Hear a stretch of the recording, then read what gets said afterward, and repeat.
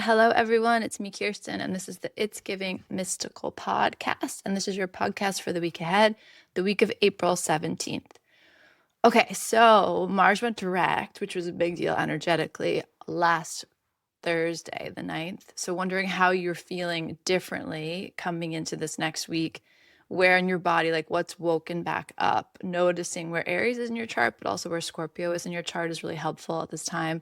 Just to have a sense of Aries is so important, but Mars rules both Aries and Scorpio. So, knowing what's happening in those houses of your chart, if you have those placements, how you're feeling, just noticing what Mars direct in Aries does to your body. Mars is our passion, our energy, our courage. It's all like our get up and go. And so the astrologers were excited, but I also feel excited. I feel like there's something. Kim Krantz, who I'm studying with a little bit right now, she always says something is taking its shape. And I think it's a quote from Hellman or something like that, but that's the way it feels. In that Eight of Wands week, what was that like for you? What communication was coming in? What was being launched? How was the translation? How did you feel yourself translated? How did the messages become more clear? How did they impact you? Just kind of taking stock of all of that. The 16th, 17th also astrologically seems to be an important moment. I don't think it's the most important moment. It looks dramatic on the chart because all of these planets are in Aries at the same time.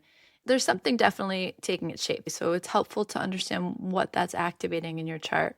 I'm a Taurus rising, so it's activating my 12th house. So that's going to be a very different experience than for someone who's hitting their first house or hitting really any other house, because the 12th house is such an unconscious place. But for me, I feel good. It feels like a liberation of some deeply held truths, some things that I knew were true or I've forgotten or I just pushed through to survive, coming into view in a way that helps me say, like, thank you for the lesson, thank you for the reminder, and also we don't live that way anymore. So hoping wherever you are, there's some movement that feels like life-giving, feels like validation or direction or clarity that you can actually feel land in your body. The card I pulled for us for the week of the 17th is the Ace of Pentacles. Okay, we love aces, right? Aces are a gift from the universe. And when we're talking about Pentacles energy, we're talking about a real gift. We're talking about something physical. I remember teaching tarot once, and one of my friends, he said, he goes, the sensation I have is like it's sandy, like it might slip through your fingers. And that's a really important thing to note with the Ace of Pentacles in general, because aces are just that first hint, that first breath, or like that first spark. And you need to kind of fan the flame. So that maybe would be a little more relevant for Ace of Wands. With the Ace of Pentacles, it's like a seed. You need to nurture it. You need to give it light. You can't just put it on the counter and be like, good luck. It needs the soil, it needs the sunlight, it needs the water, it needs the attention. So whatever's coming into your life in this next week, treat it with care. Give it the love it deserves to watch it become full bloom. The other thing that came through, again, not normally with the Ace of Wands, but like the Ace I keep saying the Ace of Wands, so little this, a little that. But with the Ace of Pentacles here was the sense of don't look a gift horse in the mouth. And that keeps coming up this whole month. I keep getting that message, like, if people deserve the benefit of the doubt, give them the benefit of the doubt. If people are just spinning your wheels, driving you crazy, let that go, man. But if someone really is, just speaking a different language, just moving at a different pace, just has a little bit a different way about what matters to them, their boundary lines might be laid in a place that you don't quite understand. If you can give them the benefit of the doubt, please do, because there's something about this. Don't look a gift horse in the mouth. Taking a gift, a seed that you're handed by God, the universe, maybe via another person, maybe via a work opportunity, maybe via something with your body, like our money, our bodies, our space, people, like things we can touch, right? Pentacles is always going to be energy we can touch in the world. It's material. And that being offered to you, and you letting some other story or some trajectory fill in the blanks, I'm going to say it inappropriately. So you're jumping the gun and going 6 steps ahead versus just saying for a second, this too is a gift. There's something here for me. Again, next right step, man, next right step. So it's not, oh, I have a desire for this thing or I meet this thing. And now I need to clutch it and ride it all the way to the end of time. It's no, I meet this thing or I have this desire and I'm going to go one step closer. And the movement towards tells me everything. The movement towards tells me everything. Does the road continue to open? Does the map continue to unfold?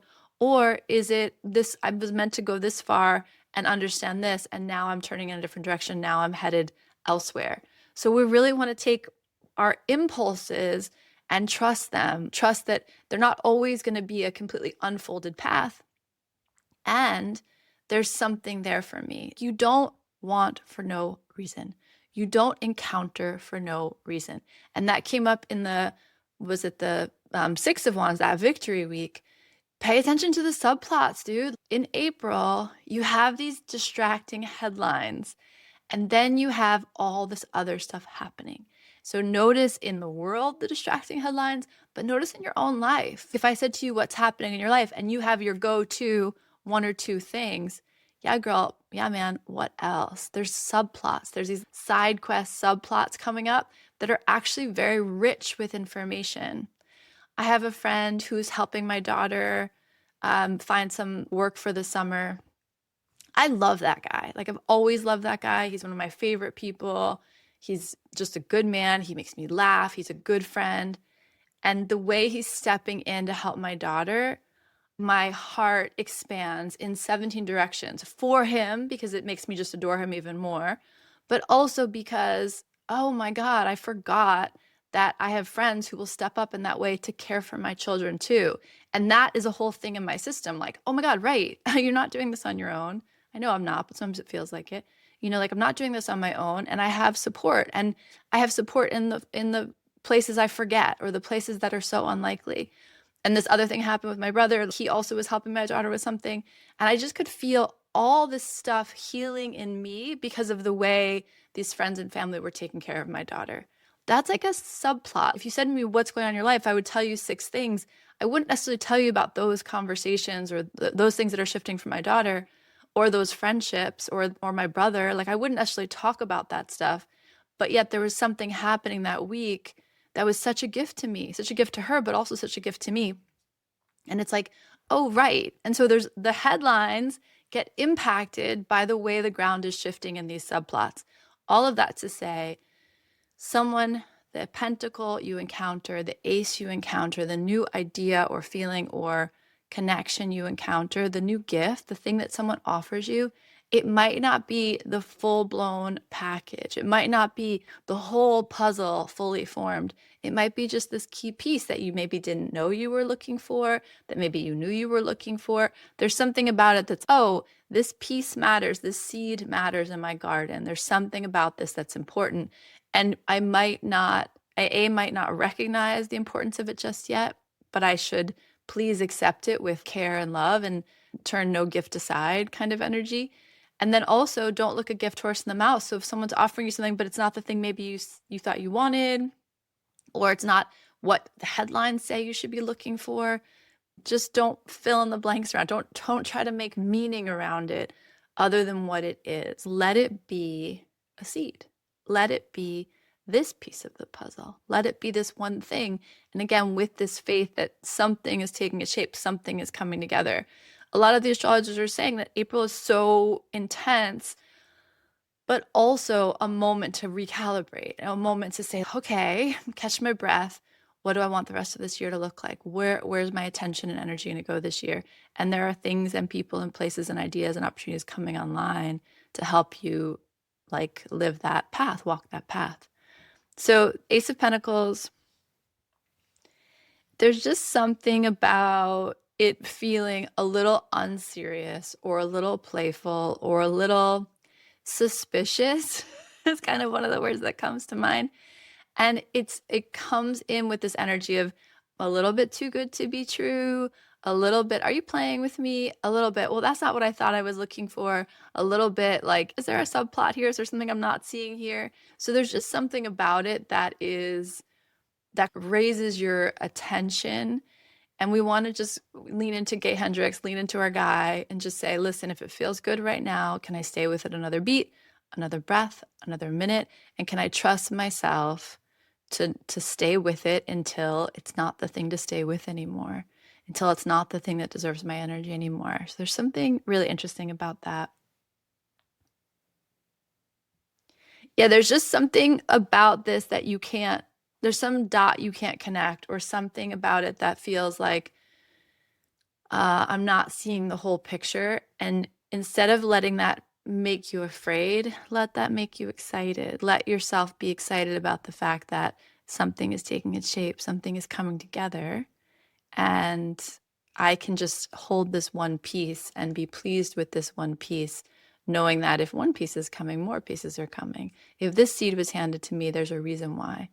And again, not to ride it all the way into the sunset, but just to be with whatever the opportunity is right here, right now. Ace of Pentacles is beautiful energy. It's a gift.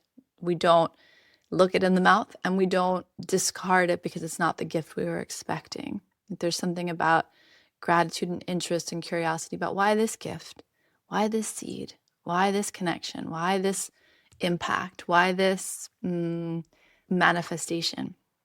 What might be here for me to discover and learn and, yeah, just enjoy. Maybe just simply enjoy. Okay, so that's your Ace of Pentacles week.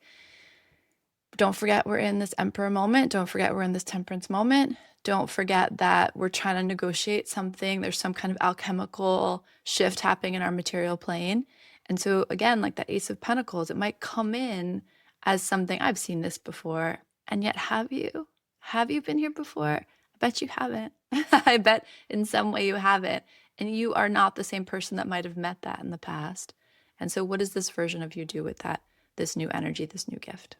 All right. Check you later. Take good care. Bye.